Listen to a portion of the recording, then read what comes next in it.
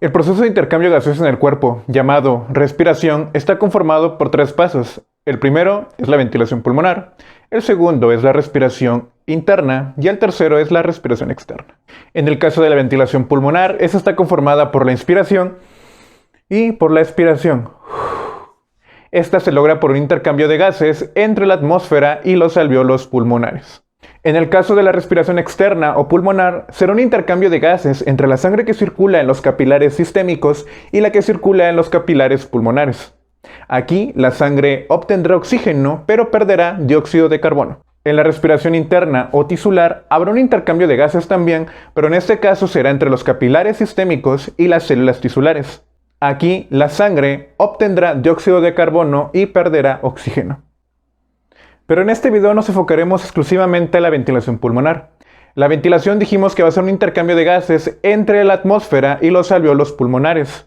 Esta se generará por diferencias de presión generadas por la contracción y relajación de los músculos respiratorios. El flujo y el esfuerzo necesario para llevar a cabo esta ventilación estará influenciado por tres factores. El primero será la tensión superficial alveolar, el segundo será la distensibilidad pulmonar y el tercero será la resistencia de las vías aéreas. Hablemos un poco de la inspiración. Al inicio de cada inspiración, la presión dentro de los alvéolos pulmonares y la atmosférica son exactamente iguales, y esto es de 760 milímetros de mercurio sobre el nivel del mar. Para que exista un flujo de la atmósfera hacia los alvéolos pulmonares, la presión dentro de los alvéolos tiene que ser menor que la presión atmosférica. ¿Cómo vamos a lograr esto? Esto lo lograremos aumentando el tamaño del pulmón. ¿Cómo podemos explicar esto? Esto lo podemos explicar gracias a la ley de Boyle. La ley de Boyle nos comenta que la presión de un gas será inversamente proporcional al volumen del recipiente que lo contiene. ¿Qué quiero decir con esto? Que si un gas está contenido en un recipiente pequeño, su presión será mayor. Y si un gas está contenido dentro de un recipiente grande, su presión será menor. En el caso del pulmón, recordemos que para aumentarlo de tamaño tienen que intervenir los músculos respiratorios, mejor dicho, los músculos de la inspiración, los cuales son el diafragma principalmente y los músculos intercostales externos. De estos dos, el diafragma va a aportar el 75% de todo el aire que fluye hacia el pulmón y los intercostales externos únicamente el 25%. Al momento de que estos músculos se contraen, el pulmón aumentará de tamaño y al aumentar de tamaño, la presión dentro de este será menor que la presión atmosférica, por lo tanto, el flujo de aire irá desde la atmósfera hacia el pulmón. Durante una inspiración normal, el diafragma puede descender aproximadamente 1 centímetro y esto provoca una diferencia de presión de entre 1 a 3 milímetros de mercurio, generando un flujo hacia el pulmón de aproximadamente 500 mililitros. Durante una inspiración forzada, el diafragma puede descender hasta 10 centímetros y esto genera una diferencia de presión de aproximadamente 100 milímetros de mercurio, generando un flujo de aire hacia el pulmón de entre 2 a 3 litros. Durante una inspiración normal, la presión dentro de ambas pleuras siempre será subatmosférica y a esta presión la denominaremos presión intrapleural o intratorácica. Normalmente esta presión intrapleural será 4 milímetros de mercurio menor que la presión atmosférica. Esto a nivel del mar sería de aproximadamente 756 milímetros de mercurio. Ahora, la pregunta sería ¿por qué la presión intrapleural es subatmosférica? Bueno, esto se debe ya que durante el momento de la inspiración, la cavidad pulmonar aumenta de tamaño y también lo hace la cavidad pleural.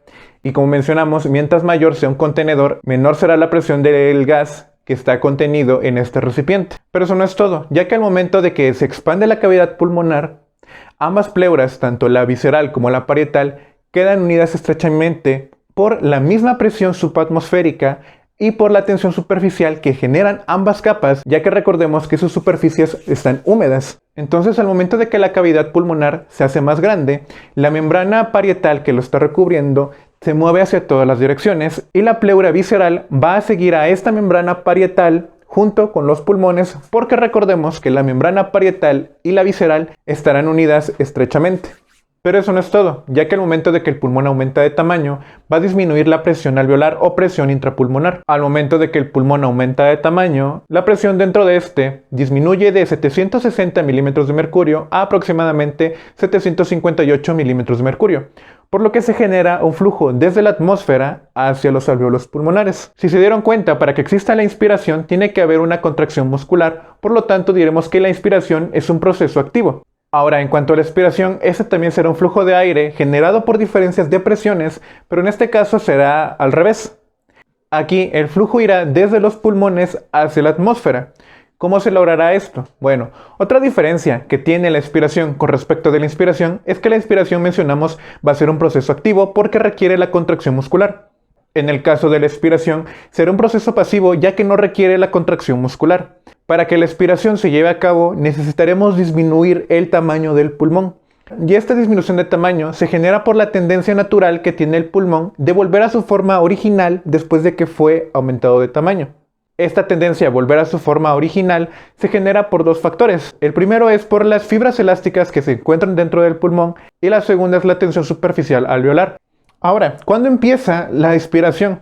Bueno, la expiración se genera al momento de que se relajan los músculos que participaron en la inspiración. Estos, mencionamos, es el diafragma y son los músculos intercostales externos.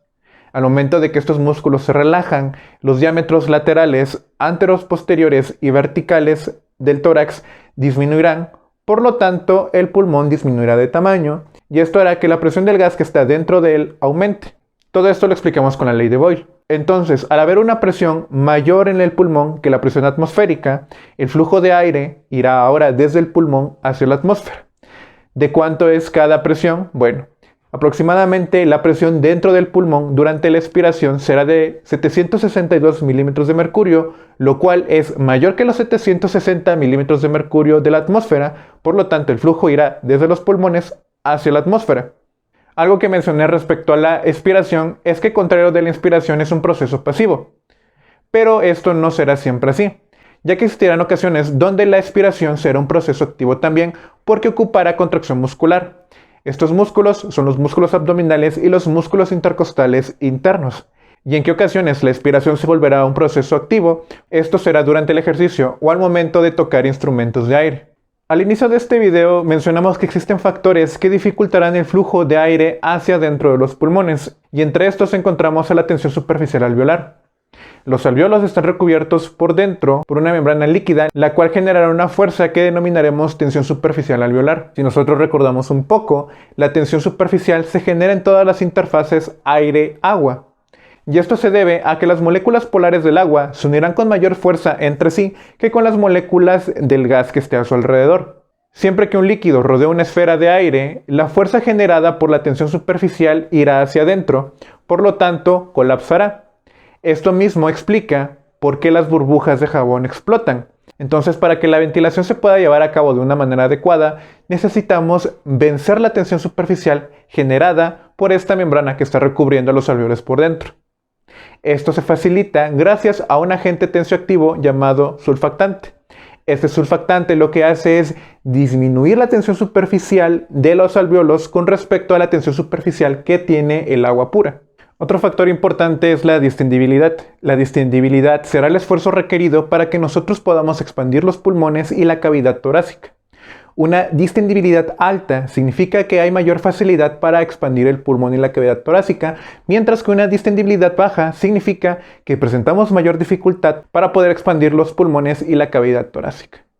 Esto lo podemos relacionar con un globo. Un globo con una pared delgada tendrá una distendibilidad alta, por lo cual será más fácil inflar este globo, mientras que un globo con una pared gruesa presentará una distendibilidad baja, por lo tanto será más difícil poder inflar este globo. El último factor que influye en el flujo de aire desde afuera hacia adentro es la resistencia de las vías aéreas. Mientras mayor sea el diámetro de la vía aérea, menor será la resistencia del flujo. Y mientras menor sea el diámetro de la vía aérea, la resistencia al flujo será mucho mayor. Esperamos que el video haya sido de ayuda y sugerimos suscribirse para más contenido.